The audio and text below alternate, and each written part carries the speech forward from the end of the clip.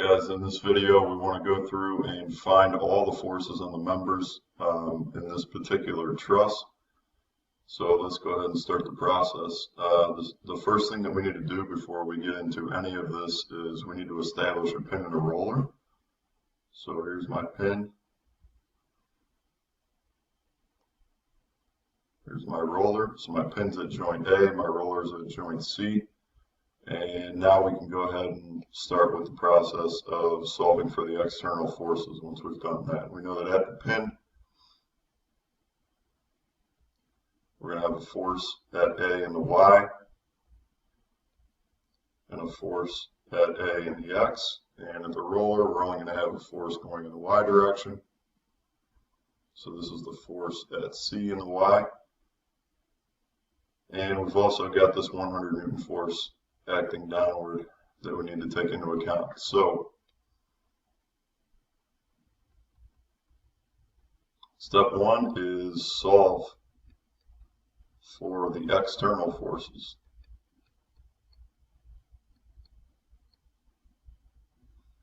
So in order to do that, we need to look at the sum of the forces in the X, and we know that that's going to balance out to 0. The only external force in the X direction is FAX. So we know that has to be equal to 0. There's no force acting in that direction. So the next thing that we want to look at is the sum of the forces in the Y. We've got two of those. We've got FAY, two unknowns I should say. FAY acting in the positive direction, a 100 Newton force coming downward, and then FCY acting in the positive direction. Those are going to have to equal 0. So I know when I add the two reaction forces, they're going to have to balance that 100 Newton force acting downward. Two unknowns here, so we'll come back to this one, and we need to look now at the sum of the moments about our pin joint. That's joint A. We know that's equal to 0. So technically we've got the force at A and the X, but we already know that's 0, so we can so we don't worry about writing that. We've got the force at A in the Y, and that's at the pin, so we multiply that by 0 as well. We've got the 100 Newton force acting downward. In this particular case, it's 20 units away from that pin joint. We've got the force at C in the Y acting in the positive direction, and it's 20 plus 20, so that's 40 units away. This drops off negative 200. We can move over to the other side, so I end up with 40 times the force of C. The force at C in the Y direction is equal to 200. So the force at C in the Y direction is going to be equal to 50 newtons. Plug that back in over here. We've got the force at A in the Y direction plus 50 newtons is equal to 100. And so the force at A in the Y direction is equal to 50 newtons. Hopefully this makes sense, because this 100 force acting downward is right in the middle, so we should have equal and opposite reaction forces.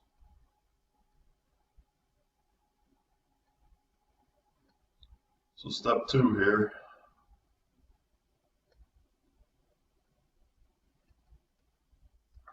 is to figure out what my angles are on this particular thing.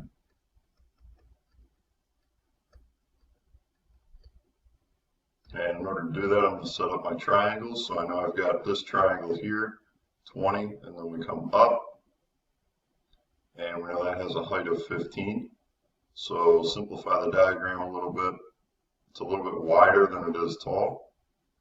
So this has a height of 15, a base of 20, and here's the first angle that I need to solve for. So I know that that theta 1 is going to be the inverse tangent of 15 over 20. Plug that into your calculator, and we get about 36.9 degrees. The other angle is going to be exactly the same, just in the opposite direction, so we're going to have something very similar calculation. Height of 15, base of 20. This is theta 2. So theta 2 is going to be equal to the inverse tangent of 15 over 20 again.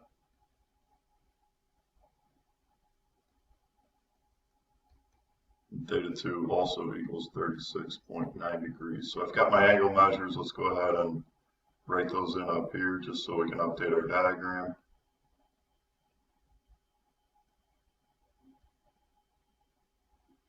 We also know that this force is 0.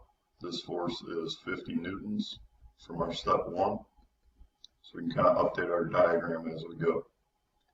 Alright, so the next step here is we need to draw a free body diagram for each joint. We're going to start at joint A. So let's go ahead and draw that diagram.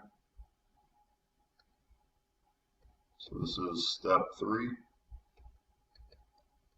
Free body diagram for all the joints. And we'll start at joint A. And we also want to, after we create that free body diagram, we want to solve for the forces. So at joint A, I know I've got two external forces, one that's coming in. This is the force at A in the X. One that's acting upward, so this is the force at A in the Y. And again, we already know that this is 50 newtons. And this is 0 newtons. And then I've got two other forces.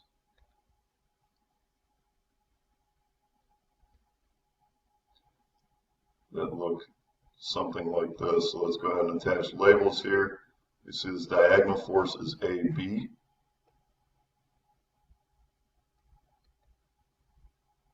And this is the force of AC. So here's my free body diagram. I need to go ahead and solve for these other two forces by setting up my equation. So at joint A, I'm looking at the sum of the forces in the X, have to balance out to 0.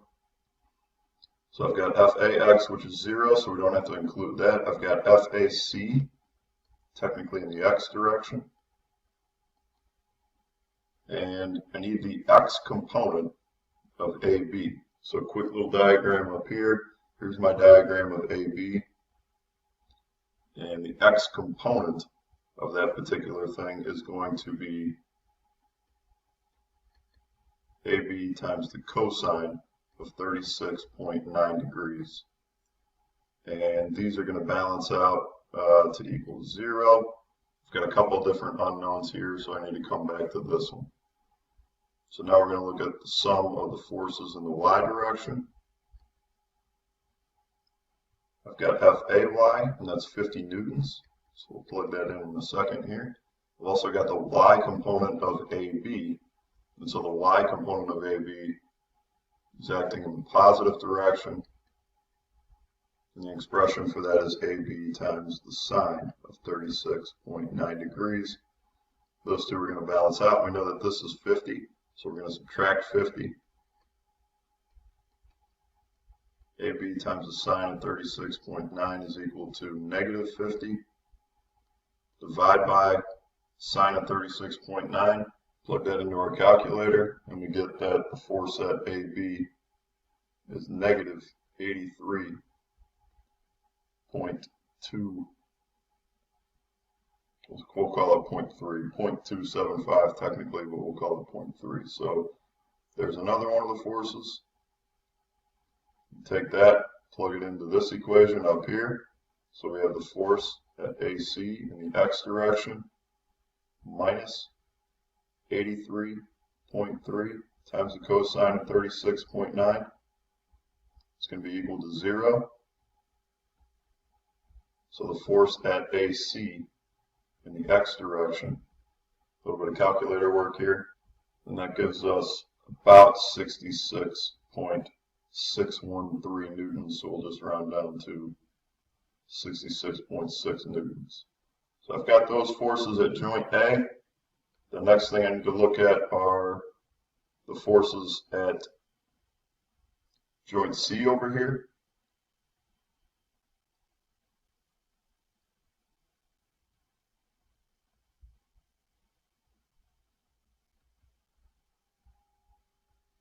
Free body diagram for this thing. Again, we've got the external force FCY acting in a positive direction. We've got BC that looks something like this. And I've got FAC, which we already solved for, so we can plug in here in the X direction. So there's my free body diagram. Let's go through and figure out what these calculations are, what the exact forces on these things are. So the force, or the sum of the forces in the X direction, I've got FAC in the X, which we already solved for, so we can plug in. There's that. And I need the X component of BC. So remember, this is where you have to be careful. The X component is technically acting in this direction. It's going this way. So this is the component that I need. So this is acting in the negative X direction. And this is negative BC times the cosine for the X component of 36.9. And that's going to be equal to 0. So we said we already know what FAC is. This is 66.6 newtons minus BC times the cosine of 36.9.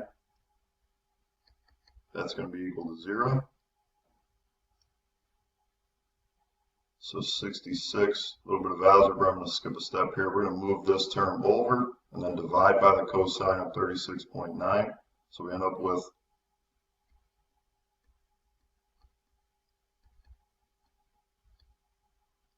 that expression. And one little mistake, again, we've got to make sure that we account for these signs. FAC in the X direction technically is negative in this particular case, negative X direction. So we've got to attach that negative sign to all of these. And we should end up with negative 83.3 newtons.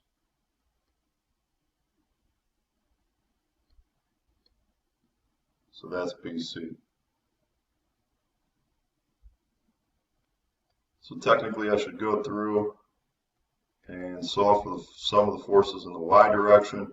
We've actually got all the forces, but let's just go through this just to confirm. So sum of the forces in the Y, we've got F, the force at C in the Y direction. That's acting in a positive direction.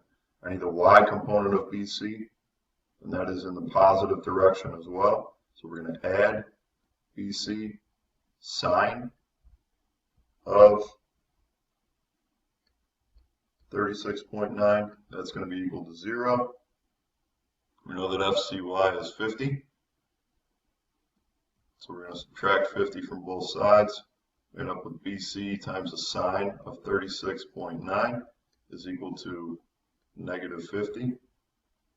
Divide by the sine of 36.9, and we should come up with that same expression for BC. Plug it into your calculator and you'll see you do get the same expression, which is good. So again, technically we didn't have to go through this process because we already knew what BC was, but this just kind of confirms it. We want to make sure that we go through this process for each joint. So ultimately, let's go back up to our diagram and label what we found. We found that the force on this member, BC, is negative 83.3 newtons. Same amount of force is being applied to this member here. And the force on AC, the bottom member there, is going to be 66.6 newtons. So the last thing that we want to take a look at is which members are under tension. Let me keep this color coded for you. which members are under tension, and which members are under compression.